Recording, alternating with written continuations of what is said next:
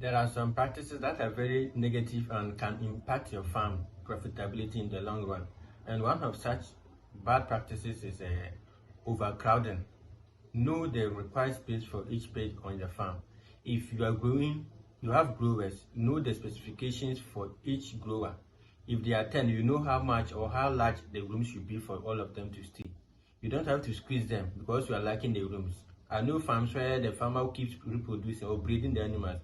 It gets to a time the farm becomes crowded and he doesn't even have a place to keep the other animals. So he's forced to squeeze all of these animals in one particular room. They will not even grow for you because they are stressing themselves in that tight corner. Okay, so lack of spacing in your pig farm is one of the issues. If you are starting, what I used to for instance, what I do is I have a room for the dry sows that have just been weaned off their piglets. So I keep, if they are 4, I can keep all of them together because then they are all dry, or none of them is pregnant. I've not serviced any of them. In that case, they can stay okay. Even if they fight, nothing happens to them. Okay, but try to limit how they fight. But in case you cross them, you don't have to keep all of them together like that because one of them will be dull and another one will be active. The active one will start to outcompete the dull one. Okay, and if your room is not spacious enough, they are going to struggle. And what happens mostly is the miscarriage, where the pregnancy gets spoiled, or the pregnancy fails to develop further, and then it brings to an end. If they are piglets, you know that I'll be keeping 50 piglets in this room, so you know how large the place should be. If they are winners, you know how much to do it. Even if they are finishers, you have a particular room for them, and you space them large enough. For me, my sows are always my treasures on the farm.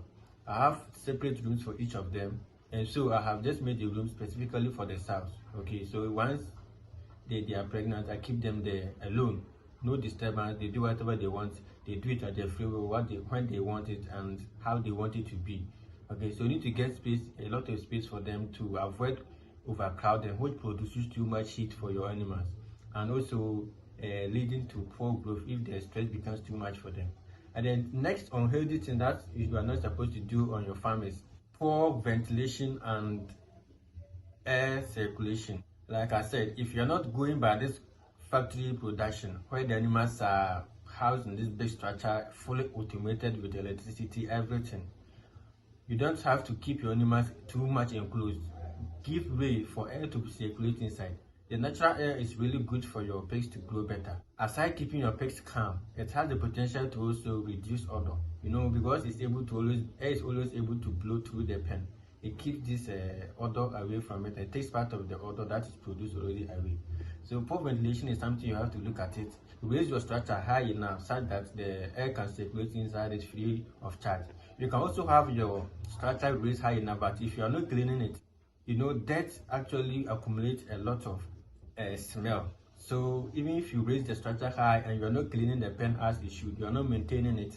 If you're using the IMO and you're not regularly turning up the sawdust and then the solution all right, it will get to a time it will start to produce smell instead of keeping you smell free. The smells will be too much for your animals, and too much of these smells also will have implications on your animals, especially when it starts to produce this toxic gas and the pigs are there inhaling it. It will affect them and it will affect them negatively, which will also impact how much you should have gotten from your pig. I'm talking about sanitation. Most of us enter into this pig farm business and we don't plan how to manage waste on the farm. So we start dumping the waste anywhere, anyhow. Okay, it's very bad. You need to take into consideration all this, how you're going to discard waste, how you're going to manage them, whether to compost them or have a designated area where you just store your waste, and then from time to time you take them further, either to fertilize some land somewhere for crop production. Okay, so plan about how you manage waste on your farm when you are starting your pig farm to avoid scattering all the place around with feces.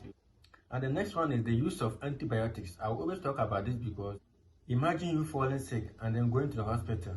The doctor gives you medication which is intended to help you heal, and because you have also consumed too much of pork containing antibiotics, if the doctor should give you the same antibiotics, it will get to a time it's not going to work because the organisms or pathogens that are already inside your system are used to that antibiotics. It's not going to work for them.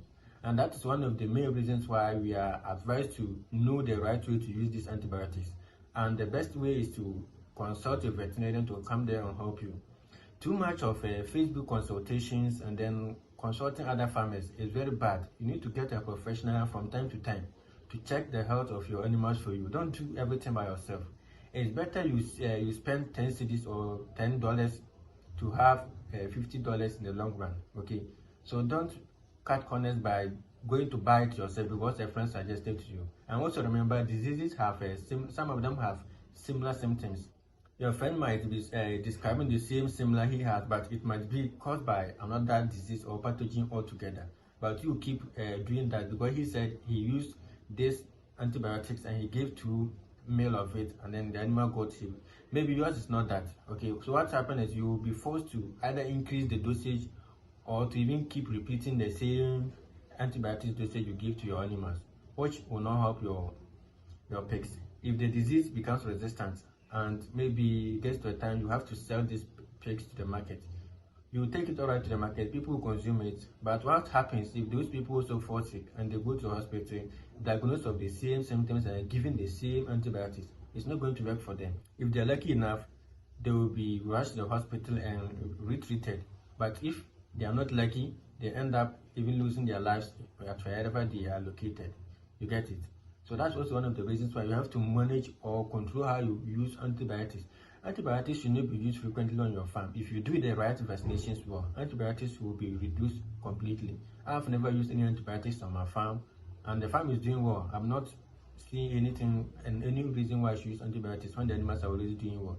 Just stick to the vaccination as I always tell in the videos. Stick to it. That one you can do it without any implications, serious ones. And something you should also take note of is biosecurity. You have to consider that one also. And with the biosecurity, I don't mean go and buy any expensive equipment or expensive solution to do it. You can, as simple as keeping people away from your farm. That's the best thing. Know that you are the only one working on your farm. Nobody enters your farm except you. Okay, and if people should enter, you know how they get to enter it and you know the right procedures to do. Don't let people enter in and out. That's one of the reasons why pig farmers don't even allow people to visit their farms. But in case you are just starting, you don't know this or you have not thought about this, you might find it interesting that people come to your farm to see how healthy or big your animals are looking. And if they should enter there with these pathogens or these diseases, they are going to affect you. Before they leave your farm, all your animals are already suffering from the disease. And it's one of the reasons why you have to avoid indiscriminate entry into your pen. Know when and how people should get access to your farm. Let them stand outside if need be. You get it? And the next one is also lack of proper management in terms of feeding. Feed is costly, alright, and your animals also need it to grow. So don't look at it that the animals are eating too much or the feed costs too much to buy. So you are going to cut corners by feeding low quality feed to your pigs. Pigs, they say, will eat anything and they also grow anyhow. Maybe that's how they are growing is not what you also want. So do the right thing. If you are not prepared to take care of 50 pigs, don't stop your farm to 50 pigs. Reduce it to 10 if that is your capacity. Reduce it to 10 and take good care of them, and then be able to get what you need from your pigs. It's better to have 10 healthy pigs than 50 struggling ones to grow. And one thing is also how we handle pigs on the farm. Pigs are animals that if you should guide them, they will always do the right thing. For instance, if you open them onto the veranda and they are walking there, if it is time for you to direct all of them back into the room, don't force it. Just stand behind them and just spread your hand like this, or even use a stick. You see all of them moving to get towards the direction in which you want. You don't have to drag them or chasing them, letting them run up and down. It's not good for their health, and you are stressing them. And even with how you handle them, especially a piglet, you see people handle piglets anyhow, not knowing very well that at that stage these animals have weaker bones. You can easily fracture the bone and it's not going to help them. Okay, so know how to handle your pigs. For pigs, for instance, you can support the underside with your palm and then hold the limbs also well. It's the right thing to do to avoid stressing your animals. And with the stress also comes with regulation of body temperature. I'm located in an area where I don't have lights, my farm is not electrified, and I don't also have any means of controlling temperature. So the only thing I can do is to, from time to time, ensure that my pigs are wet by bathing them. That's what I do. You bath them, they are okay. Or if you have the IMO solution too, sometimes the place looks cold enough for your animals to feel alright, but not too cold that they will start to shiver.